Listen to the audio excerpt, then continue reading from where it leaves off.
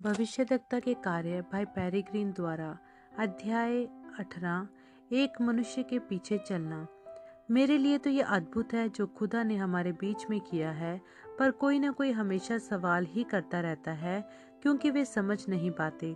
यह नहीं कि सवाल गलत है यदि एक सही मानसिकता के साथ पूछे जाएं तो, पर वचन कहता है कि उनके सवालों और संदेह करने के कारण यीशु नासरत में बहुत चमत्कार नहीं कर पाए। क्योंकि जब यीशु नाजरत को लौटे, वे कहने लगे, क्या हम उसे नहीं जानते हैं? क्या यह वही भला बड़ा नहीं है? और क्या हम उसके पिता को नहीं जानते? क्या वह बड़ई का बेटा नहीं है? इसलिए क्योंकि वे शारीरिक पक्ष को देखने लगे थे, उन्हें केवल एक मनुष्य ही समझते हुए उन्होंने बस कुछ ही आश्चर्य कर्म उनके बीच में किए। आत्माएं दिखाई नहीं देती हैं। हम मांस और लहू के विरोध में नहीं लड़ते हैं, बल्कि सामर्थ्य व प्रधानताओं के विरोध में, जैसा कि वचन कहता है। ऐसा ही आज है कि खुदा के अपने नबी में से काम कर रहे होने के आत्मिक प्रकटीकरण के बगैर लोग सवाल पूछते हैं या आश्चर्य करते हुए कि हम एक मनुष्य के पीछे क्यों चलते हैं। शारीरिक दिमाग, एक मनुष्य का स्वाभाविक मन हमेशा खुदा से दुश्मनी में ही चलता है।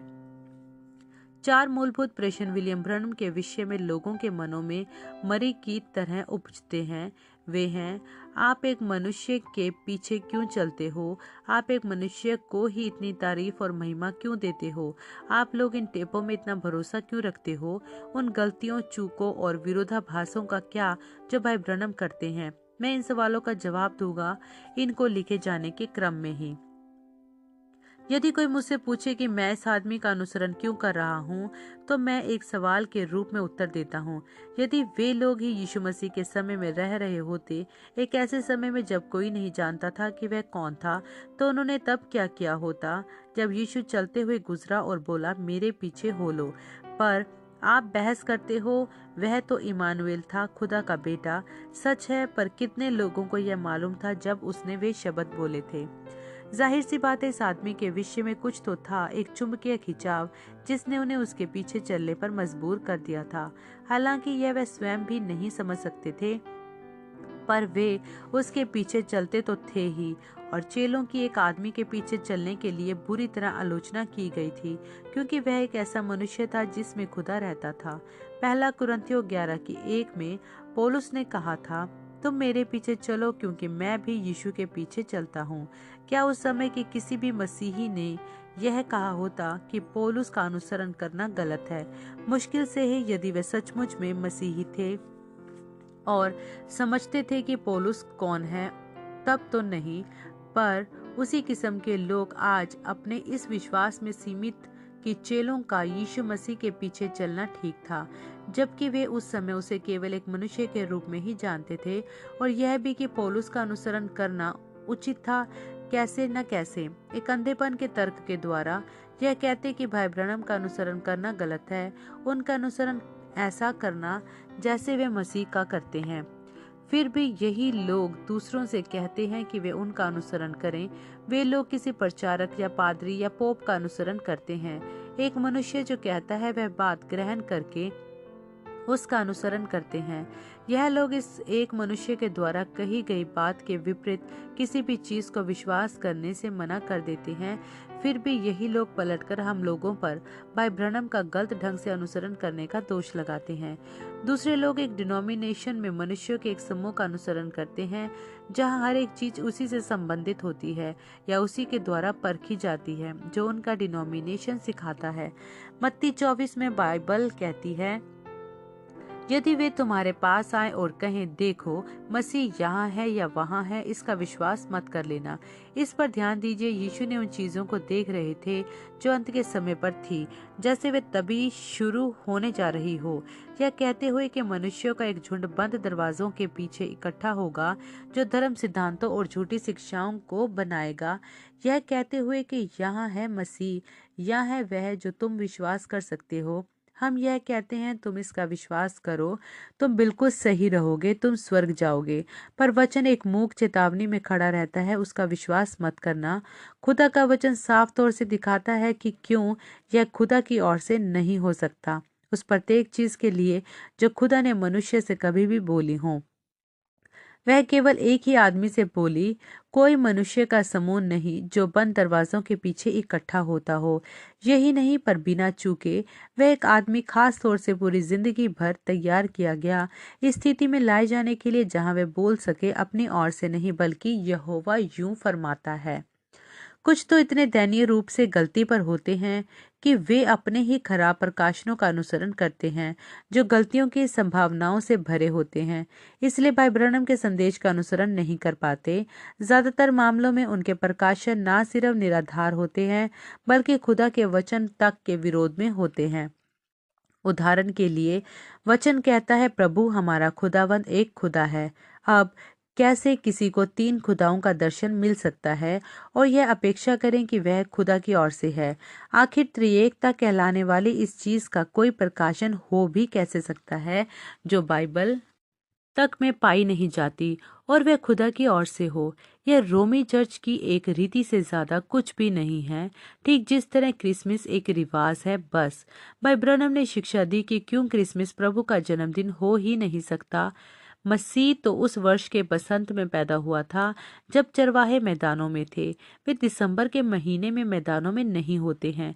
यह बात कहाँ से आई? यह रिवाज रोमी चर्च कसूरवार है। यह तो बस मूर्ति पूजकों को मसीहों को एक सहमति में लाने के लिए था। भाई ब्रनम ने अपने संदेश मसीहत बनाम मूर्ति पूजा में यह समझाया, इतनी अधिक मूर्ति पूजा इंसानियत में मिल चुकी है, ईसाइयत में मिल चुकी है कि लोगों को अब कोई अंतर ही मालूम नहीं पड़ता, क्योंकि 1900 वर्ष से उन्हें यही जो सिखाया गया है। मूर्ति पूजकों से यीशु मसीह को खुदा का पुत्र ग्रहण करवाने के लिए उन्हें उसके जन्मदिन के लिए एक तारीख की जरूरत थी, क्योंकि वे मूर्ति पूजक पहले से ही 25 दिसंबर को वर्ष का सबसे छोटा दिन अपने सूर्य देवता का जन्मदिन मनाते आ रहे थे। उन्होंने कहा, सूर्य देवता या खुदा का पुत्र, इससे क्या फर्क पड़ता है? ईस्टर रीति रिवाजों का दूसरा उदाहरण है जिसमें मनुष्य ने खुदा के वचन को हटा दिया। यह नाम बाबुल की देवी इश्तार से निकाला गया था, दंत कथा के अनुसार, जिसका जादुई खरगोश रंग बिरंगे अंडे देता था जो संभोग और बच्चे पैदा करने की क्षमता का प्रतीक था। मूर्ति पूजा के विचार को मसीह के पुनरुत्थान के मसीहों के जश्न से मिला दिया गया ताकि मूर्ति पूजक इसे ग्रहण कर सकें। मूर्ति पूजक सूर्य, पृथ्वी और चंद्र देवताओं की उपासना करते थे। एक सच्चे खुदा की सोच को मूर्ति पूजा की सोच के साथ मेल कराने वाली बनाना था, सो उन्होंने एक त्रिएक खुदा बना दिया। वचन में उल्लेखित पिता, पित्र और पवित्र आत्मा के लकबों शीर्षकों में, पर वे कभी भी यहूदियों से यह ग्रहण नहीं करवा सके, क्योंकि वचन कहता है कि प्रभु हमारा खुदावंद एक खुदा है। इलोहीम वह अनंत असितव स्वयं पर्याप्त एक जो स्वयं को प्रकट कर रहा था, खुदा पिता करके आग के स्तून में, खुदा बेटा करके मसीह में और खुदा पवित्र आत्मा करके जब उसने अपने आत्मा को आग की जीभों के रूप में भेजा था। वही एक खुदा तीन कार्यालयों में प्रभु हमारा खुदा। यह कोई एकत्व की शिक्षा नहीं है, यह बाइबल है। कुछ लोग यह दावा करते हैं कि यहाँ एक विरोधाभास है और कहते हैं कि वे तो वही करेंगे जो यीशु ने कहा था बजाय इसके जो पतरस ने कहा। कितनी बेवकूफ़ी की बात है, क्योंकि यदि वे बाइबल में से प्रेरितों के काम 2 की 38 निकाल दें, तब तो फिर वे दूसरों को भी निकाल सकते हैं जिन जिन पर वे विश्वास करना नहीं चाहते हों। पता नहीं क्यों लोग यह विश्वास करते हैं कि यही सही है और उचित है और यीशु की शिक्षा के अनुसार है कि बपतिस्मा पिता, पुत्र और पवित्र आत्मा के नाम में होना चाहिए, क्योंकि यीशु ने ऐसा कहा था। फिर भी यीशु ने कहा कि पापों की माफी मेरे ही नाम से प्रचारी जाएगी। प्रभु यीशु मसीह नाम है। स्वर्ग के नीचे वह नाम क्या है जिसके द्वारा सब मनुष्य उद्धार पाएंगे? प्रभु यीशु मसीह का नाम। पिता नाम नहीं है, यह एक पदवी है। मैं अपने बच्चों का पिता हूँ, अपनी पत्नी का पति हूँ, अपने माता पिता का पुत्र हूँ, पर मैं फिर भी एक व्यक्ति ही हूँ और मेरा नाम पेरिग्रीन है। मेरा नाम पिता, पति और पुत्र नहीं है।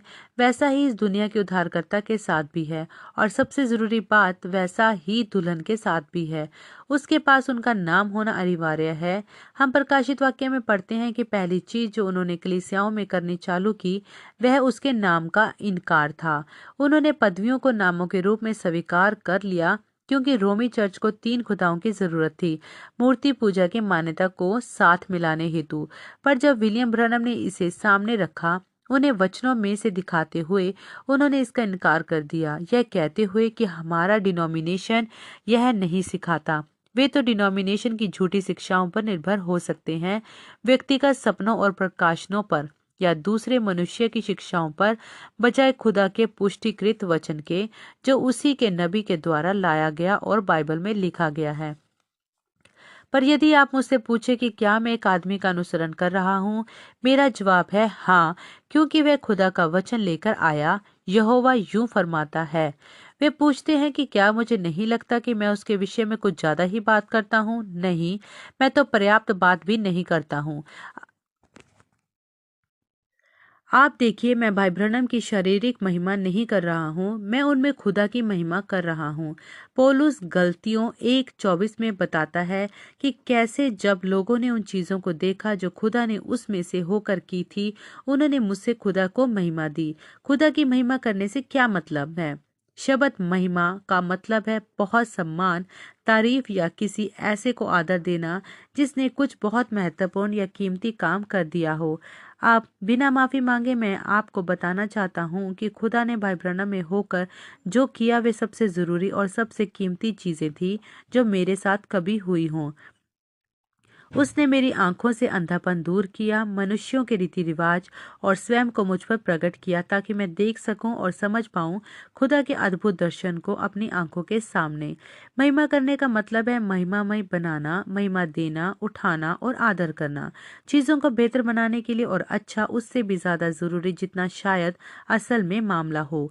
मैं जानता हूं कि 1 कुरिन्थियों 10:31 में बाइबल कहती है कि जो कुछ भी तुम करो सब कुछ खुदा की महिमा के लिए करो, और 1 कुरिन्थियों 1:31 में जो महिमा पाता है उसे प्रभु में महिमा मिले।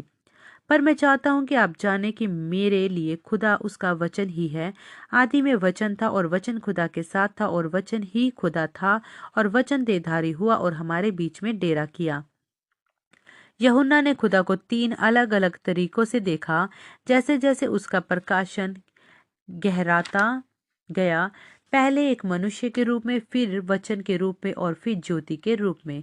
कुछ लोग कहते हैं कि हम लोग जो हुआ है उसे बहुत ज्यादा बढ़ा चढ़ाकर बोलते हैं। नहीं, यदि यह खुदा की ओर से है तो आप मानवीय चीज को जरूरत से ज्यादा उठा सकते हैं, पर आप खुदा को कभी भी जरूरत से ज्यादा ऊंचा नहीं उठा सकते हो। कोई ऐसा तरीका है ही नहीं कि मनुष्य खुदा को जरूरत से ज्यादा ऊंचा उठा सके। यदि खुदा ने एक बात कही है फिर उसे घटित करके प्रकटीकरण में लाता है, तो उसकी महिमा करने में मुझे कोई डर नहीं होगा। यदि यह विलियम ब्रनम नाम के मनुष्य के माध्यम से हो तो मैं उसमें खुदा की महिमा करूंगा।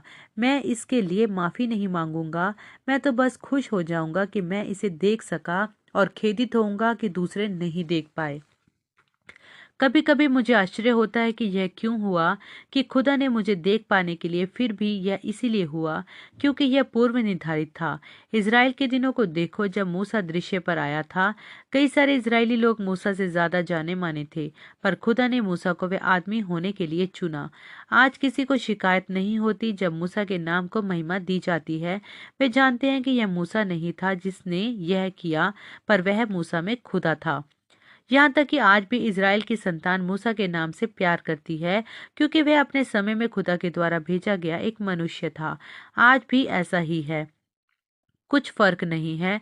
खुदा ने कहा था कि वह एलिय्याह की आत्मा में एक को भेजेगा जो ठीक करेगा और उन सभी चीजों को सुधारेगा जो गलती में चली गई हैं। खुदा ने उसी को तो भेजा था, विलियम ब्रनम के व्यक्तिगत व्यक्तित्व में होकर, और मैं उसमें खुदा की महिमा करता हूँ। वे टेपों में हमारे भरोसे पर सवाल उठाते हैं।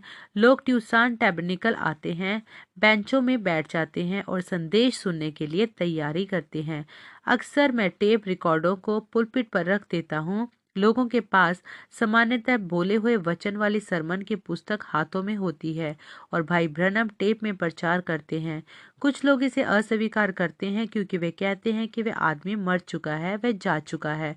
अच्छा, तो वैसे ही पौलुस भी मर चुका है, वैसे ही वह भी जा चुका है, पर वह खुदा के वचन को लाया था और अभी भी लाता है।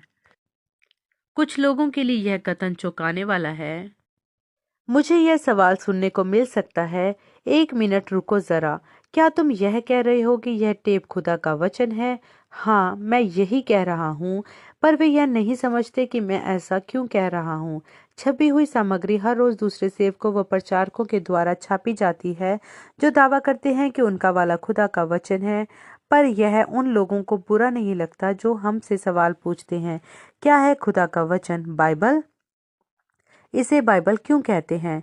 क्यों इसे लेख कहते हैं? क्योंकि यह असलियत में हाथों से लिखी गई थी, बस यही बात है। पर आज शब्द वचनालेख बाइबल का पर्यायवाची बन गया है। जब हम किसी कही हुई बात को वचनानुसार करते हैं, हम ये कह रहे होते हैं कि यह खुदा के वचन के अनुसार है। शब्द बाइबल निकला है यूनानी शब्द से बिब्लिका से, जिसका मतलब है लेखों का संग्रह। बिब्लियन का मतलब होता है छोटी पुस्तक। बिब्लियोस का मतलब होता है पटेरा या लटू पत्रा। पर मसीहत की अलग ही की हुई पुस्तक जिसे हम बाइबल बुलाते हैं, वे पुराने व नए नियम दोनों का संग्रह है। रोमन कैथोलिक के पास उनकी पुस्तक का अपना नाम है जिसमें दूसरी किताबें भी हैं और वे इसे स्क्रिप्चर बुलाते हैं। यहूदी पुराने नियम को वचनालेख मानते हैं, तोरहा को। मुसलमान कुरान को मानते हैं। मार्मनों के पास अपनी अलग पुस्तक है, पर वे सभी उसे वचनालेख बुलाते हैं। वह उनकी बाइबल है। यह कितना आश्चर्यजनक है। यह वे लोग हैं जो इस बात की मांग करते हैं कि किस पुस्तक से भाई ब्रैनम को अमोघ चीज मिली। जैसे कि किसी पुस्तक में लिखे होने से कोई चीज अचूक हो जाती है। उन्हें कैसे पता चला कि फलानी फलानी चीज घटित हुई थी? मैंने किताबों में बहुत पढ़ा है कि वह वैसा नहीं था। अब यहूदियों के पास व्यवस्था है मूसा द्वारा लिखी हुई पहली 5 किताबें पुस्तक में, और उन लोगों को जवाब देने के लिए जो ये जानना चाहते हैं कि भाई ब्रैनम को कोई चीज कहाँ से मिली। मैं उनसे पूछता हूँ, मूसा को कैसे पता कि खुदा ने संसार की सृष्टि 6 दिन में की थी? वह तो वहां था नहीं। कहाँ से आई वे चीजें जिन्हें मूसा ने अपनी किताबों में लिखा था? खुदा ने उन्हें उस पर प्रकट किया था, बस इतनी सी बात है। क्यों? सिर्फ इसलिए कि वह एक नबी था। यह ठीक उसी प्रकार हमारे दिन में भी हुआ। वे कहते हैं पर बाइबल में पहले से ही सब कुछ है। यह बिल्कुल ठीक बात है, पर हम तो उन सारी चीजों को नहीं समझ पाते जो पुस्तक में है। वहां तो दानियल की पुस्तक में भेदों की बात की गई है, उदाहरण के लिए जिन्हें लोगों ने नहीं पहचाना। उसने कहा था कि वे अंत के समय में प्रकट की जाएगी। प्रकाशित वाक्य लिखने वाले यूहन्ना ने अपने दर्शन में वे चीजें देखी जिन्हें वह लिख तक नहीं पाया था, पर उसने कहा था कि वे चीजें अंत के समय पर प्रकट की जाएंगी। खुदा किसी चीज को फिर कैसे प्रकट करता है? एक नबी के माध्यम से अपना वचन भेजकर। ऐसा ही हमेशा से रहा है। मूसा ने आदि से इतिहास को प्रकटीकरण के द्वारा लिखा। अय्यूब ने अपना व्यक्तिगत अनुभव दर्ज किया। दाऊद ने भजनों को लिखा। भिन्न भिन्न नबियों ने अपने दिन की घटनाओं और अनुभवों को लिखा जो उनके दर्शन थे। इसे कहते हैं वचनालेख, खुदा का वचन। क्या वे लोग इसे बेहतर ढंग से स्वीकार कर पाए थे कई ये यिर्मयाह के दिनों में, या उन्होंने कुछ वर्षों तक उसे वैसे ही बने रहने दिया था? मत्ती, मरकुस, लूका और यूहन्ना सभी ने वही लिखा जो उन्होंने देखा और सुना था। कुलस्सियों 4:16 में पौलुस अपने ही लेख के विषय में कहता है, जब यह पत्री तुम्हारे बीच में पढ़ी जाए, फिर यह लौदीकिया की कलीसिया में भी पढ़ी जाए, और उसी प्रकार तुम लौदीकिया से आई पत्री को भी पढ़ना। यदि वही मानसिकता जो भाई ब्रैनम के संदेशों के टेपों के खुदा का वचन होने पर सवाल उठाती है, पौलुस के दिन में भी जोर पर होती, तो उन्होंने तो सीधे यह पूछा होता कि आखिर पौलुस होता कौन है? यह सलाह देने वाला कि पूरी पत्री को उनकी कलीसिया में पढ़ा जाए कितनी निरर्थक है। हमारे पास हमारा अपना पास्टर है। उन्होंने यही कहा होता, वे हमारे लिए एक संदेश ला सकता है।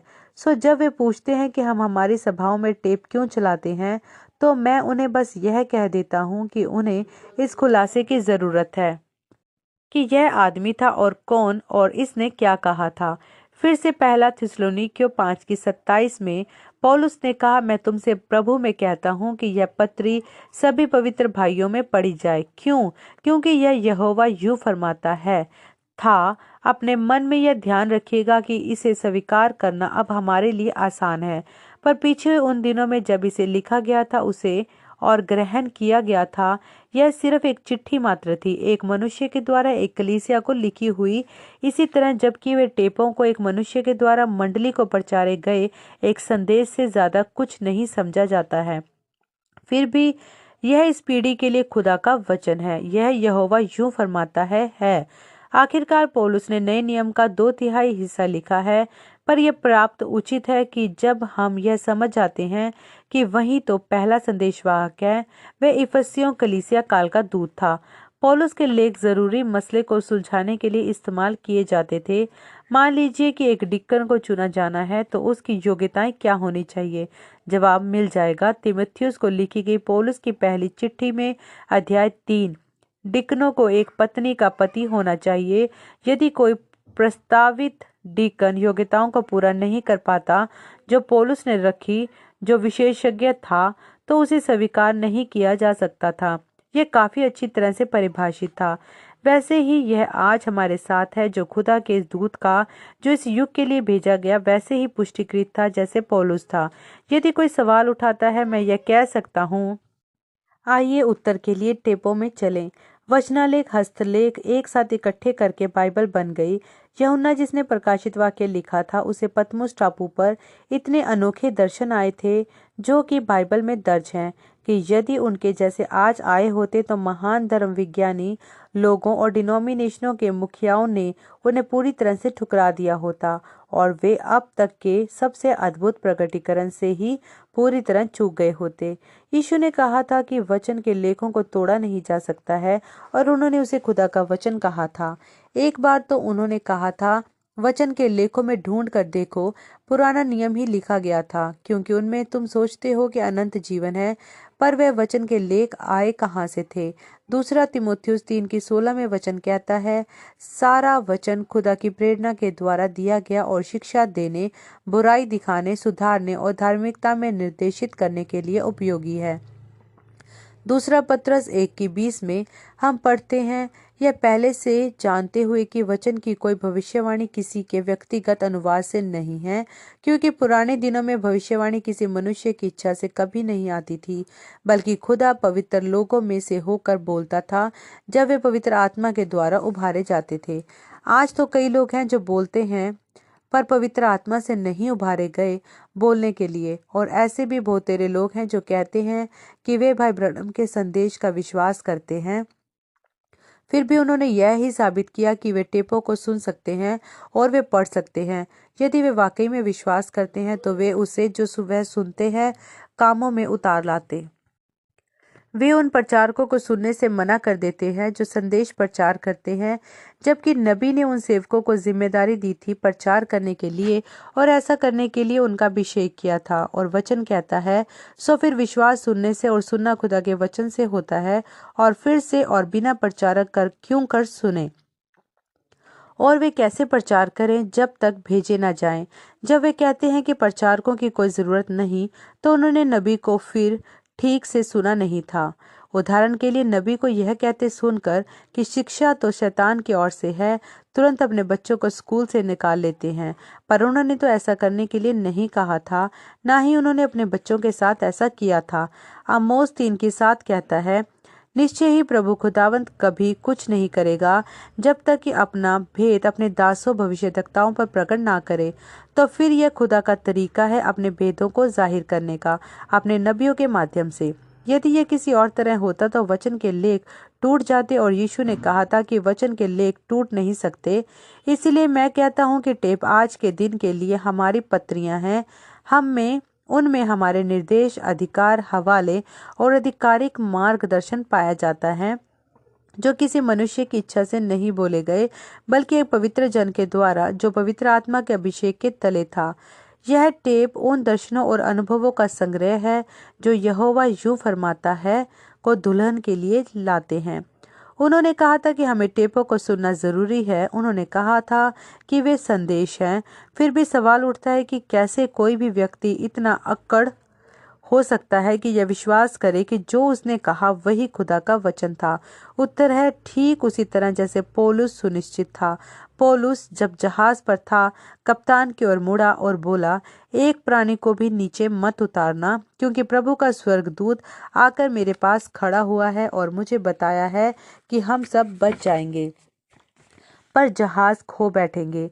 यह प्राकृतिक न्याय के विपरीत था, पर पौलुस के पास यहोवा यूं फरमाता है था, और वह उसी के साथ खड़ा रहा, अपने जीवन को खतरे में डालकर। वे कैदियों को मारना चाहते थे कि कहीं एक भी भाग ना जाए, और पौलुस ने उन्हें ऐसा करने से रोक दिया, ये जानते हुए कि ऐसा करके वे खुदा के वचन को तोड़ देंगे। हाँ, पौलुस अक्कड़ था, पर वह सही था। राजा अग्रिपा के सामने पौलुस अक्कड़ था, इतना अधिक विश्वस्त कि जो उसके पास था वही सही था, कि उसने बोला, खुदा से मेरी प्रार्थना है कि वे ना केवल तू बल्कि वे सब भी जो आज मुझे सुन रहे हैं वैसे ही हो जाएं जैसा मैं हूँ, बगैर इन जंजीरों के। यह भी कोई स्वधार्मिकता नहीं थी, वह तो बस जानता था कि वह सही था। यही भरोसा था जो उसे वहां ले आया था, जहां वह यरूशलेम में खड़ा हुआ था और बोला था, मेरे पीछे चलो जैसे मैं मसीह के पीछे चलता हूँ। वह जानता था कि दूसरे भी आएंगे प्रकाशनों के साथ, इसलिए उसने गलतियों 1:8 में लिख दिया, पर चाहे हम या आसमान से कोई स्वर्गदूत भी आकर तुम्हें उसका हवाला दे, अलावा जो तुम सुन चुके हो कोई दूसरा सुसमाचार सुनाए, तो वह श्रापित हो। सो उसने एक रक्षा घेरा ही बना दिया था, यहाँ तक कि अपने विरुद्ध भी। उसने बदलने के लिए जो वह कह चुका था, वह मनुष्य जानता था कि वह क्या कर रहा था। वह जानता था कि वह कभी ना बदलने वाले खुदा की सेवा करता है, और उसी खुदा ने उसको अपने वचन दिए थे। भाई ब्रनम ने मुझसे एक बार कहा था, भाई पैरी, यदि मैं आपसे कभी भी कहूँ यहोवा यूं फरमाता है, और ठीक उसी तरह घटित ना हो जैसा मैंने कहा कि वह होगा, तो फिर कभी मेरी मत सुनना। उन्होंने कहा था कि यह तो स्वयं वे ही रहे होंगे जो उसमें प्रवेश कर गए होंगे। सो वे भाई ब्रनम नहीं थे जो बात कर रहे थे, पर एक पवित्र जन जो पवित्र आत्मा की प्रेरणा के तले था, भेदों के संदेश को दुल्हन के लिए लाने वाला। पौलुस 1 कुरिन्थियों 14:37 में लिखता है, यदि कोई भी मनुष्य स्वयं को नबी समझता है और यह निश्चय ही आज पर लागू होता है या आत्मिक है, तो उसे पहचान होनी चाहिए कि जो बातें मैं तुमको लिखता हूँ वे खुदा की आज्ञाएं हैं। इसलिए जब कोई व्यक्ति आज मेरे पास आता है और कहता है कि वह एक नबी है, तो मैं एक साधारण सी जांच लगाता हूँ। मैं बस उससे यह पूछ लेता हूँ कि क्या वह भाई ब्रनम को एलिया के आत्मा में होते हुए एक नबी मानता है या नहीं, और यह जानने के बाद कि उसके पास पर्याप्त पृष्ठ ज्ञान है यह समझने हेतु, यदि वह इसे अस्वीकार करता है और चला जाता है, तब मैं जान जाता हूँ कि वह नहीं जो होने का दावा करता है। वह कह सकता है कि वह है, पर एक नबी कभी भी वचन का इनकार ईर्ष्या के कारण नहीं करता। मैं ग्रैंडेड मार्ककोंडा के विषय में सोचता हूँ, कैसे खुदा ने उसे इस्तेमाल किया और उसकी पत्नी को पूरे देश भर में इतालियनों के बीच में। पर जब उसने यह संदेश सुना, वह बोला, यह नबी है। ढेरों लोग थे जो उसके पीछे चलते थे, पर उसने हर एक से जब भी उसे मौका मिला यही पूछा, क्या तुमने खुदा के नबी के बारे में सुना? कोई ईर्ष्या नहीं थी वहां। यदि वे कहते हैं खुदा मुझ में से बोलता है, तो फिर उन्हें जलने की जरूरत नहीं होती। यदि खुदा किसी और में होकर भी बोले तो वचन के साथ ही बने रहना जरूरी है, जैसा कि दूत लाया है। मैं उन्हें कहते हुए सुनता हूँ, पर ब्रनम ने गलतियां की। पहली बात, नबी ने कहा, यदि आप मुझे प्यार करते हो तो मुझे भाई ब्रनम बुलाओगे। वे कहते हैं कि वहाँ विरोधी बातें व्यापक हैं, पर मैं कहता हूँ कि मुझे तो कोई नहीं मिलती। मुझे आश्चर्य है कि उनका मतलब ऐसी विरोधी बातों से तो नहीं जैसी वचन में दिखाई पड़ती हैं। उदाहरण के लिए मत्ती 28:19 कहता है, पिता, पुत्र और पवित्र आत्मा, पर प्रेरितों के काम 2:38 कहता है, यीशु मसीह।